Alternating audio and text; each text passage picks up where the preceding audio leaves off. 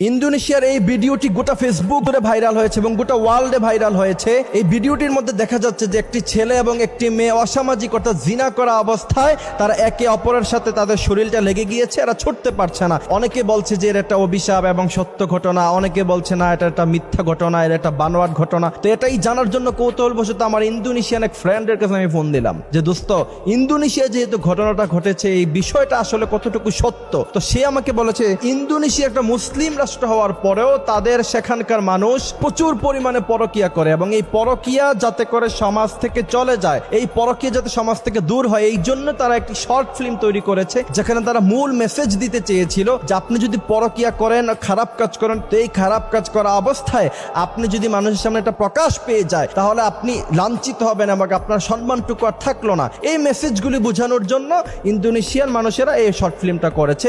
এটা মূলত একটা অভিনয় ছিল, এটা কোনো সত্য ঘটনা ছিল না। এইটা জানার কৌতূহল আমার সবচেয়ে বেশি লেগেছে এই কারণে, কারণ বিশ্বনবী সাল্লাল্লাহু আলাইহি ওয়াসাল্লাম তিনার উম্মতদের জন্য দোয়া করেছিলেন কয়েকটি দোয়া। তার মধ্যে একটা দোয়া ছিল আমার উম্মতরা যখন গুনাহ করবে, গুনাহ করার সাথে সাথে যেন আল্লাহ পাক তাদেরকে আযাব না দেয়। আপনি দেখেন অন্যান্য নবী আলাইহিস সালামের উম্মতেরা গুনাহ করেছে। ওয়ালুতান ইয ক্বালা লিকাওমিহি, লূত আলাইহিস সালামের উম্মতেরা যখন লাতাতুনাল ফাহিশা, এরা যখন ফাহিশা কাজের মধ্যে যুক্ত হয়ে গিয়েছিল, প্রচন্ড পরিমাণে এরা সমকামিতায় যখন লিপ্ত হয়ে গিয়েছিল, আল্লাহ পাক তখন তাদেরকে আকাশের মধ্যে এভাবে উঠায়া আবার জমিনের মধ্যে এমন ভাবে তাদেরকে আছাড় মেরেছে, গোটা উম্মত একসাথে ধ্বংস হয়ে গিয়েছে। তো মুহাম্মদ সাল্লাল্লাহু আলাইহি ওয়াসাল্লাম তিনার উম্মতদের অপরাধের কারণে এইভাবে সমূলে ধ্বংস করতে নিষেধ করেছেন। আরেকটি হচ্ছে কি, সাথে সাথে যেন আল্লাহ পাক আযাব না দেয়। আরেকটি দোয়া মুহাম্মদ সাল্লাল্লাহু আলাইহি ওয়াসাল্লাম করে গিয়েছিলেন যাতে করে উম্মতে মুহাম্মদের চেহারা বিকৃত না হয়ে যায়। এবং বিশ্বনবী সাল্লাল্লাহু আলাইহি ওয়াসাল্লামের আগের অনেক নবীদের উম্মতদের চেহারা বিকৃত হয়েছে।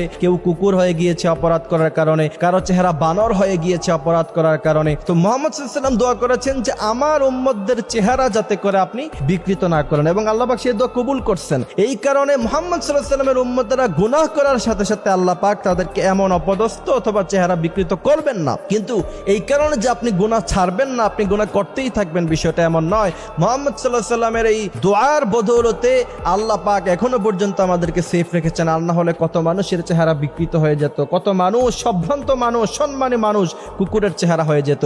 এই জন্য প্রিয় ভাইয়েরা আমার, অবশ্যই আমাদেরকে এই খারাপ কাজ থেকে এবং সমাজের অনৈতিক কাজ থেকে আমাদেরকে বিরত থাকতে হবে।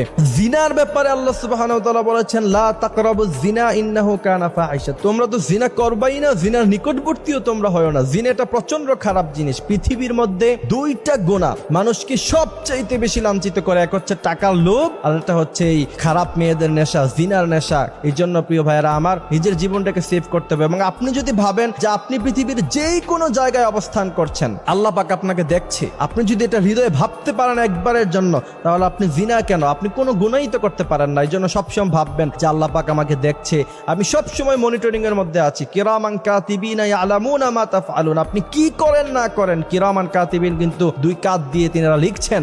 এই জন্য প্রিয় ভাইয়েরা আমার, আল্লাহ পাক আমাদেরকে কথাগুলি বোঝার তৌফিক দান করুক, আমিন।